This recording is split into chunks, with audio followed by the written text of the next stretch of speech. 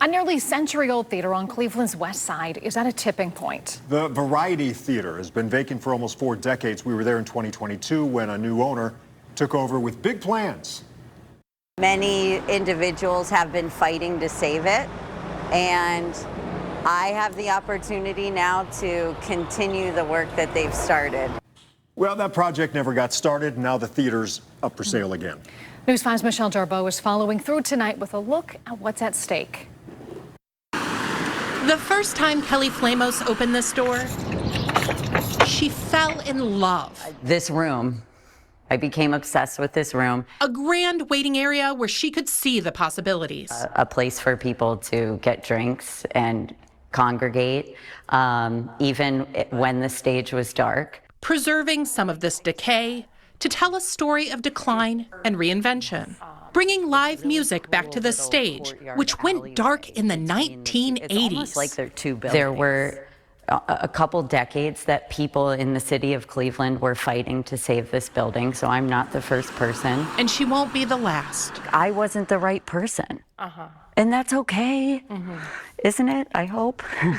I hope. Because Kelly ran out of money and time. Me being the developer and the operator of the theater, which was my plan, it just didn't pencil. It was too risky. Now the Variety is for sale, an entire block of Cleveland's west side. One of several theaters in the city seeking a third act. In Little Italy, there's the Mayfield, which is condemned. The owner tells me he's still working on a redevelopment plan. Here on Buckeye Road, there's the Moreland, which a neighborhood nonprofit is trying to restore.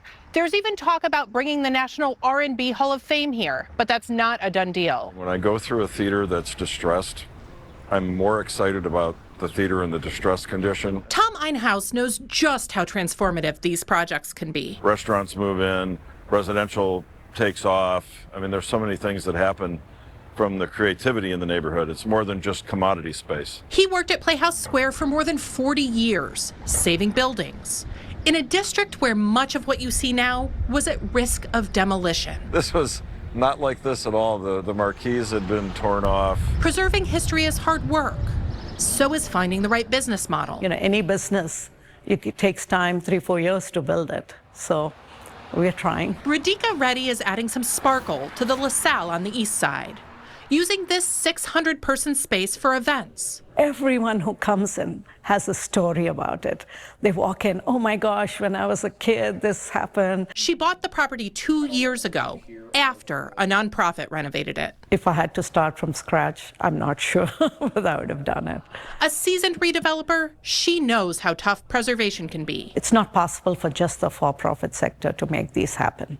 You need a combination of public-private partnerships. And it's going to take a village to